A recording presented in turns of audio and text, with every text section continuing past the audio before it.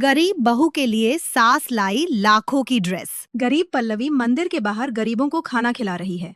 भैया 2 पूरी और ले लीजिए ना। नहीं बिटिया, बस मेरा पेट भर गया। खाना बहुत ही स्वादिष्ट बना है। जी शुक्रिया, पर आप थोड़ा और खाते तो मुझे अच्छा लगता है। बिटिया, तू इतने प्यार से हमें खाना खिलाती है कि खाने से ज्यादा तेरे प्यार से हमारा पेट भर जाता है। दूर से सभी पंडित आपस में बात करते हुए, ये बिटिया 18 साल की उम्र से इस मंदिर में अपने हाथ से खाना बनाकर गरीबों को खिलाती है, जबकि ये खुद भी गरीब है। पंडित, हाँ सही कहा तुमने। ये लड़की बहुत ही दयावान है। इसके हृदय में प्रेम की भावना है लोगों के प्रति। दूसरी तरफ पल्लवी के पिता किसान का काम कर रहे होते। चलो, दिन भर की मजदूरी तो हो ही गई है। अब इतने पैसे तो आ ही जाएंगे जिससे मेरा परिवार पेट भर खाना खा लेगा, और मेरी बेटी जिसे गरीबों को दान करने की आदत है वो भी कुछ दान कर देगी। वही शाम को पल्लवी मंदिर से घर आ रही होती है, जहाँ पड़ोस में शादी का टेंट लगा हुआ होता है। पल्लवी खुशी खुशी घर आकर, माँ, बाहर शादी का टेंट लगा है, क्या इस शादी में हम भी जा रहे हैं? हाँ बेटी, न्योता तो हमें भी मिला है। जा, तू भी तैयार हो जा। माँ, पर मेरे पास तो अच्छी ड्रेस ही नहीं है, मैं क्या पहनूं? तभी पड़ोस की 2 लड़कियां शिखा और निधि अच्छे कपड़ों में तैयार होकर पल्लवी के दरवाजे पर आती है। पल्लवी, तू तैयार हो गई पार्टी में जाने के लिए? नहीं, मैं नहीं आ रही हूँ। मेरे पास कोई भी अच्छी ड्रेस नहीं है। अरे यार, तेरा तो हमेशा का है। तेरे पास कभी अच्छी ड्रेस नहीं होती। मेरे पास भी नहीं है। कोई बात नहीं, तुम लोग जाओ, मैं नहीं आ रही हूँ। माँ, आप चली जाओ, वरना उन्हें बुरा लगेगा। अब इसी तरह कपड़ों की वजह से पल्लवी को कई पार्टी, फंक्शन, दोस्तों की ट्रिप कैंसिल करनी पड़ती है। इसी तरह एक दिन पल्लवी की फ्रेंड का जन्मदिन होता है। माँ, आज मेरी सबसे खास दोस्त का जन्मदिन है, लेकिन मेरे पास एक भी अच्छी ड्रेस नहीं है। बेटी, खास दोस्त हमेशा खास होते हैं। उनके आगे कपड़ों को थोड़ी देखा जाता है। तेरे पास जो है तू वही पहन के चली जा। अब पल्लवी अपनी माँ की बात मानकर एक साधारण से पुराने सूट में अपने दोस्त के जन्मदिन पर आती है, जहाँ सभी लड़कियाँ उसके कपड़े का मजाक बनाती हैं। ओ गॉड अनुष्का, तुमने इसको अपने बर्थडे पर क्यों बुलाया है? इसकी ड्रेसिंग सेंस देखो जरा। अरे पल्लवी, तुम ऐसे कपड़ों को क्यों आई हो बर्थडे पार्टी में? सब हंस रहे हैं तुम पर। तुम्हारी गलती है अनुष्का। तुम्हें इस तरह के गरीब लोगों को अपने बर्थडे पार्टी पर बुलाना ही नहीं चाहिए था। मुझे माफ कर दो अनुष्का, मेरे कपड़ों की वजह से तुम्हारी बेइज्जती हो गई। मैं जा रही हूँ यहाँ से। अब पल्लवी मायूस होकर वहाँ से चली जाती है। अब जहाँ पल्लवी अपने गरीब परिवार में पल पल अच्छे कपड़ों को पहनने के लिए तरसती थी, वही उसके घर से थोड़ी दूरी पर एक और परिवार रहता था, सिंगानिया परिवार, जिनके घर में हर छोटी मोटी चीज के लिए लाखों की ड्रेस आया करती थी। पर कहते हैं ना, जहाँ अच्छाइयाँ होती है वहाँ बुराइयाँ भी। उस अमीर घर में रहने वाली बहू ईशा अपने सास ससुर, पति और देवर, यहाँ तक कि अपनी छोटी नंद के साथ भी प्यार से नहीं रहती थी।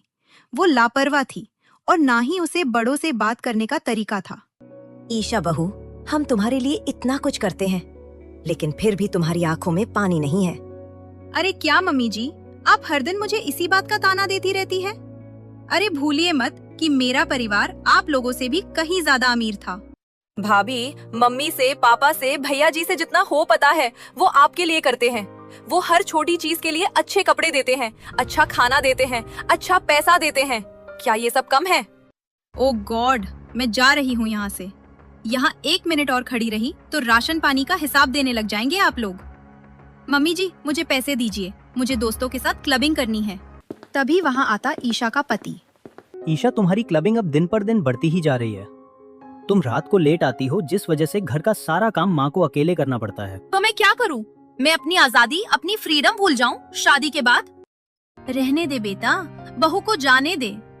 ये लो बहू पैसे, मैं घर संभाल लूंगी।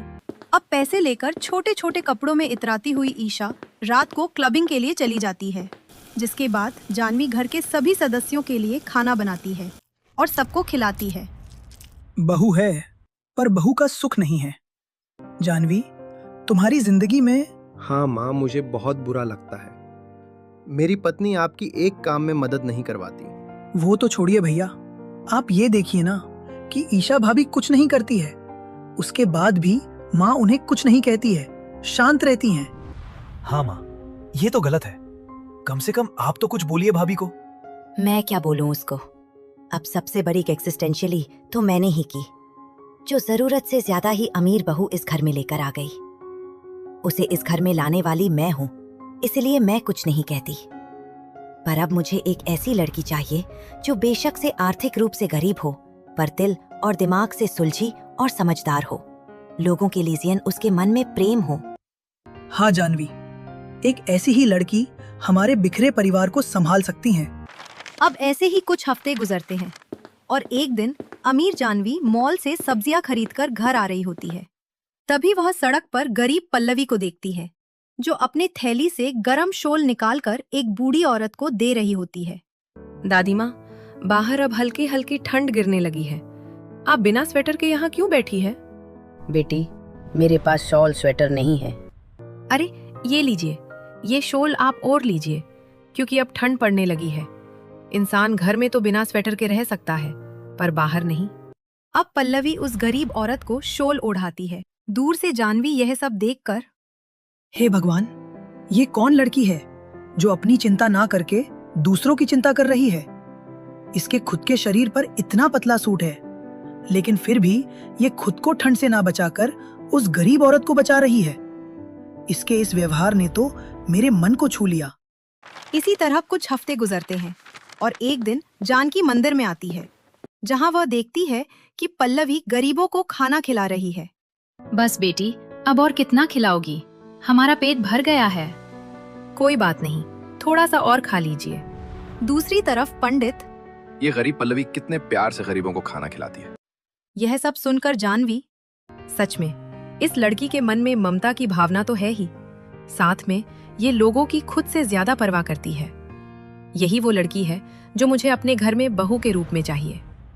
अब जानकी उसका पीछा करती है और वह देखती है कि पल्लवी एक छोटे से फुश के घर में रहती है। अरे ये बेचारी लड़की तो बहुत ज्यादा ही गरीब है, और इतनी गरीब होने के बाद भी ये लोगों की मदद करती है। अब फैसला हो गया, अब यही मेरे घर की बहू बनेगी। अब जानवी गरीब पल्लवी की चर्चा अपने परिवार में करती है। आप लोगों को मैंने उस लड़की के बारे में सब बता दिया है, और अब मैं उसी से अपने छोटे बेटे की शादी करूंगी। मम्मी जी, सड़क पर तो कुत्ते भी वफादार होते हैं, तो क्या आप उससे भी देवर जी की शादी करवा देंगी? अरे हमारे अमीर परिवार में आने वाली बहू का कोई तो स्टैंडर्ड देखिए। उस लड़की का तो कोई स्टैंडर्ड ही नहीं है, गरीब है वो।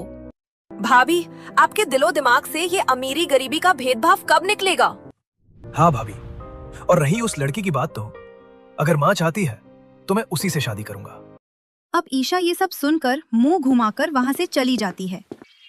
अगले दिन जानवी अपनी बड़ी बहू और अपनी छोटी बेटी को लेकर एक्सपेंसिव मॉल में आती है, जहां पर मनीष मल्होत्रा के कलेक्शन वाले लहंगे मिलते हैं। मम्मी जी, उस गरीब लड़की के लिए इतनी महंगी ड्रेस लेने की क्या जरूरत है? यहाँ पर सारे लहंगे लाखों रुपए के हैं। बड़ी बहू, जब मैंने तुम्हें कभी लाखों की ड्रेस पहनने से नहीं रोका, तो मैं अपनी गरीब बहू के लिए सस्ते कपड़े कैसे ले सकती हूँ? मैं ये लाखों की ड्रेस लेकर ही जाऊंगी रिश्ते की बात करने उस गरीब लड़की से। हाँ, सही कहा। वैसे माँ, ये वाली ड्रेस बहुत अच्छी लग रही है। अब जानवी मनीष मल्होत्रा के कलेक्शन से एक डिजाइनर लहंगा पसंद करती है, जो कि लाखों रुपए का होता है। अब अगले दिन जानवी अपने परिवार वालों के साथ लाखों की ड्रेस, गहने, शगुन का सामान, फल फूल लेकर गरीब पल्लवी के घर आती है। पल्लवी की गरीब माँ ये सब देखकर हैरान रह जाती है। अरे, आप लोग कौन हैं? आज से पहले आपको कभी नहीं देखा। और आपके हाथों में ये भव्य ड्रेस और ये गहने, फल फूल, ये सब किसके लिए है? लगता है गलत पते पर आ गए हैं आप। मुझे बताइए, आपको कहाँ जाना है? मैं आपको छोड़ दूंगा। जी, हम इसी घर में आए हैं, और ये सारा सामान हम आपकी बेटी के लिए लाए हैं। दरअसल हम आपकी बेटी को अपने घर की बहू बनाना चाहते हैं। क्या? मेरी बेटी आपके घर की बहू? आप तो पहनावे से काफी अमीर घराने की लगती है। मुझ गरीब की बेटी को अपने घर की बहू क्यों बनना चाहती हैं? आपकी बेटी गरीब है, पर उसका मन बहुत साफ है। वो जिस तरह से गरीबों की मदद करती है, नित दिन मंदिर में गरीबों को खाना खिलाती है, ये चीज हमें बहुत पसंद आई है। हाँ पापा, सही कह रहे हैं। बोलिए ना दीदी, आप मेरे भैया से शादी करेंगी? शादी करने में कोई समस्या नहीं है, पर मेरे गरीब माँ बाप ये आलीशान शादी नहीं कर पाएंगे। पल्लवी जी, बस आप एक बार मुझसे शादी करने के लिए हाँ तो कीजिए। शादी का सारा खर्चा मैं खुद उठाऊंगा। हे भगवान, जरूर पिछले जन्म में मेरी बेटी ने कोई अच्छे कर्म किए होंगे जो आज मेरी गरीब बेटी के लिए इतने अमीर परिवार से रिश्ता आया है। हमें ये रिश्ता मंजूर है। ये गरीब लोग कितने अच्छे तरीके से नाटक कर लेते हैं। अंदर ही अंदर तो इनके मन में लड्डू फूट रहे होंगे। खैर, मेरे ससुराल वाले ही बेवकूफ पागल है जो ऐसे परिवार के लिए इतनी लाखों की ड्रेस लेकर आए हैं और शादी का खर्चा भी उठा रहे हैं। वेल आंटी जी, अब रिश्ता पक्का हो गया है तो हम चलते हैं। हाँ बहू, हम जा रहे हैं। अपना ख्याल रखना। अब लड़के वालों के जाने के बाद पल्लवी अपना शादी का ड्रेस देखती हैं, जो कि काफी भव्य होता है। उसके अंदर डायमंड की कारीगरी हुई होती है। पल्लवी ड्रेस लेकर, माँ, मैं इतना भव्य लहंगा अपनी शादी में पहनूंगी, मुझे विश्वास नहीं हो रहा। ये ड्रेस तो लाखों की है माँ। देखिए, इसमें डायमंड लगे हुए हैं, दुपट्टे पर भी सोने की शिप का काम है। मैंने ऐसी ड्रेस कभी नहीं पहनी माँ। सच में तेरे तो भाग चमक गए बेटी, जो तेरी शादी इतनी अमीर घर में हो रही है। सच में ये तो भगवान का ही करिश्मा है जो लड़के वाले शादी का भी खर्चा उठा रहे हैं और लाखों की ड्रेस भी देके गए हैं। अब 3 से 4 हफ्ते गुजरते हैं और पल्लवी की शादी पूरी विधि विधान से हो जाती है। पल्लवी अपनी सास के दिए हुए लाखों की ड्रेस में अपने घर से विदा हो रही होती है। तभी आसपास के लोग, देखो, सुषमा की गरीब बेटी पल्लवी कितना महंगा कपड़ा पहनकर शादी की है। नीचे डायमंड तो ऊपर सोने का काम है ड्रेस में। कौशल्या, ये ड्रेस इस गरीब पल्लवी के लिए उसके ससुराल से आया है। उसकी सास ने दिया है उसे ये लाखों का ड्रेस, जिसमें हमारी पल्लवी किसी राजकुमारी से कम नहीं लग रही है। सच में एक समय था जब पल्लवी बिटिया अच्छे कपड़ों के चक्कर में किसी दावत पार्टी में नहीं जाती थी, और आज देखो लाखों के कपड़ों में विदा हो रही है। सास हो तो पल्लवी की जैसी। भगवान की दया से ससुराल में भी पल्लवी बिटिया को ऐसे ही महंगे महंगे डिजाइनर ड्रेस पहनने को मिले। वही पल्लवी अपने माता पिता से गले मिलकर विदा हो जाती है। अब पल्लवी अपने ससुराल आती है, जहां उसकी सास बड़ी ही खूबसूरती से उसका गृह प्रवेश करवाती है। आओ बहू रानी, इस कलश को गिराकर कुमकुम की थाल में पैर रखकर इस घर विस्क करो। अब पल्लवी कलश गिराकर कुमकुम की थाल में पैर रखकर घर के अंदर प्रवेश करती। पल्लवी अब चारों तरफ से अपना ससुराल देखती है, जो कि काफी आलीशान होता है। हे भगवान, मेरे ससुराल वाले इतने अमीर हैं। वैसे अमीर तो है, तभी तो मेरे लिए लाखों की ड्रेस लेकर आए थे शादी के जोड़े में। देवरानी जी, घर देखकर हवा में उड़ने लग गई क्या? कहाँ खो गई बताइए? अरे बड़ी भाभी, ये क्या तरीका है बात करने का? खैर छोटी भाभी, चलिए मैं आपको अपने कमरे में छोड़ देती हूँ, आप आराम कर लीजिए। अब पल्लवी अपने पति के साथ अपने कमरे में आती है। तभी पल्लवी का पति अलमारी से नाइट ड्रेस निकालकर पल्लवी के हाथ में देता है। पल्लवी, ये भारी लहंगा उतार कर ये नाइट ड्रेस पहन लो। अब पल्लवी नाइट ड्रेस को चारों तरफ से देखने लगती है, क्योंकि उसने आज से पहले कभी नाइट ड्रेस नहीं पहना था। विशाल जी, इसको पहना कैसे है? मैं तो अपने घर में सारा दिन सूट में ही रहती थी, फिर चाहे दिन हो या रात। अच्छा कोई बात नहीं, ये देखो ना, ये शर्ट टाइप का है, ये कुछ बटन है और ये पेंट है, नॉर्मल है। तुम वॉशरूम में जाओ, इसे देखो, तुम अच्छे से समझ जाओगी। अब लग्जरी वॉशरूम में जाकर पल्लवी नाइट ड्रेस पहनकर आती है, जिसमें उसे काफी कंफर्टेबल महसूस होता है और उन कपड़ों में उसे काफी अच्छी नींद भी आती है। अगले दिन सुबह पल्लवी अपनी माँ की दी हुई सिंपल साड़ी को पहनकर पहली रसोई का खाना बनाने के लिए रसोई में जाती है। तभी वहाँ हाथ में महंगी साड़ी लेके पल्लवी की सास आती है। छोटी बहू, ये लो शगुन के नए कपड़े। आज तुम्हारी पहली रसोई है और हमारे घर की रीत है कि बहू हर रस्म पर नए लिबास पहने। तभी वहाँ ईशा आती है। मम्मी जी, आप भी ना, जिसके पास कल तक फटी ओढ़नी नहीं थी उसे आप सीधे डिजाइनर साड़ियाँ दे रही हैं। अरे बंदर के हाथ में अदरक दे देंगी तो उसे स्वाद कहाँ से आएगा? इसे क्या पता कि ऐसी महंगी साड़ियाँ संभाली कैसे जाती हैं। तभी पल्लवी विनम्रता से कहती है, जेठानी जी, कपड़ों की चमक तो धुंधली पड़ सकती है, पर आपकी दी हुई सीख मैं हमेशा संभाल कर रखूंगी। इसीलिए मुझे आप बस अपना आशीर्वाद दीजिए। आशीर्वाद माय फुट। इतना कहकर ईशा वहाँ से चली जाती है। छोटी बहू, अपनी जेठानी की बातों का बुरा मत मान, वो शुरू से ही ऐसी घमंडी है। तुम ये साड़ी पहन लो और फिर अपनी पहली रसोई का खाना बनाना।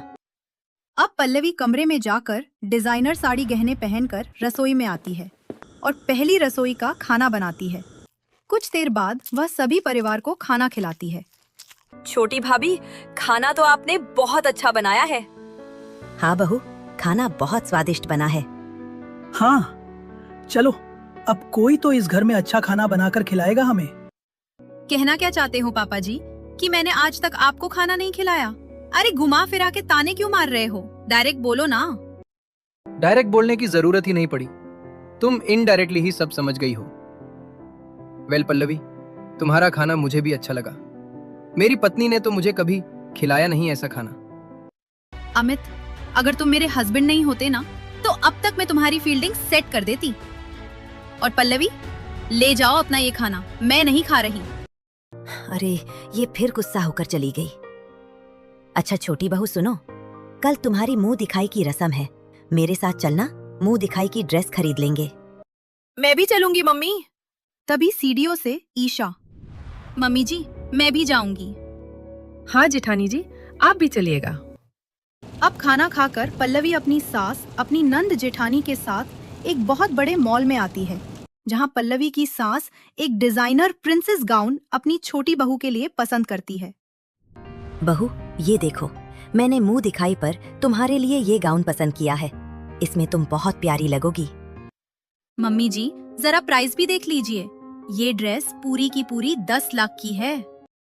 बड़ी बहू, प्यार के बीच में मोल भाव नहीं देखा जाता।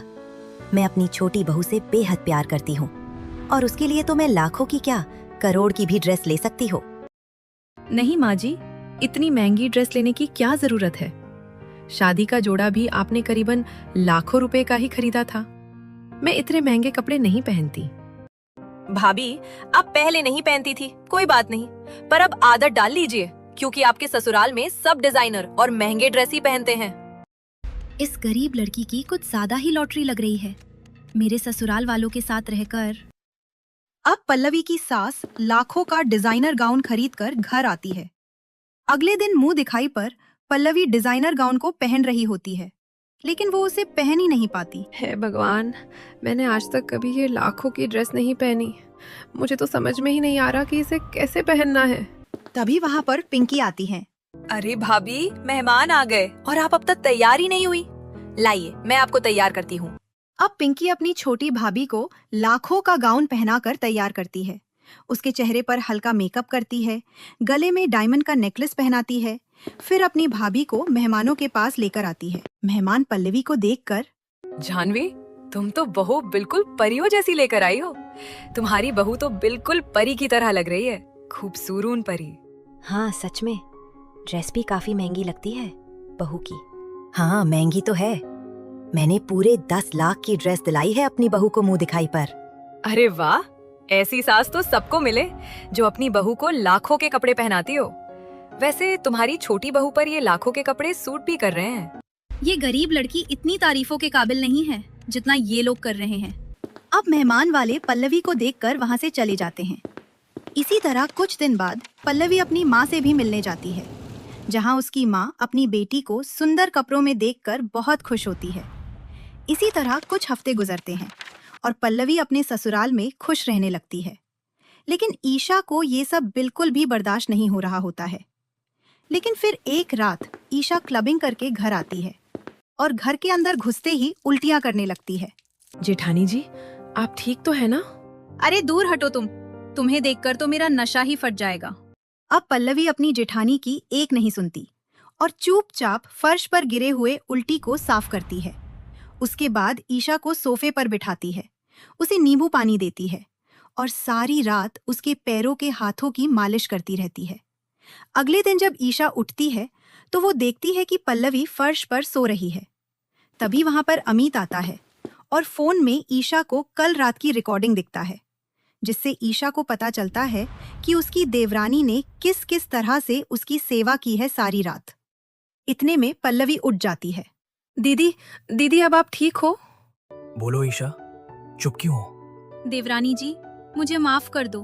मैं तुम्हें हर वक्त परेशान करती थी, तुम्हें ताने देती थी। उसके बाद दी तुम सारी रात जग के मेरी केयर कर रही थी। जेठानी जी, आप बड़ी है मुझसे, आप मुझे कुछ भी कह सकती हैं। मैंने उन बातों को कभी दिल से नहीं लगाया, न ही बुरा माना। मुझे माफ कर दो पल्लवी, तुम सच में बहुत अच्छी हो। अब इस दिन के बाद से पल्लवी की जेठासी भी उससे बहुत प्यार करने लगती है और साथ ही पल्लवी के साथ रहते रहते अपनी सारी गंदी आदतें भी छोड़ देती है। अब वो भी संस्कारी और सुलझी हुई बन जाती है।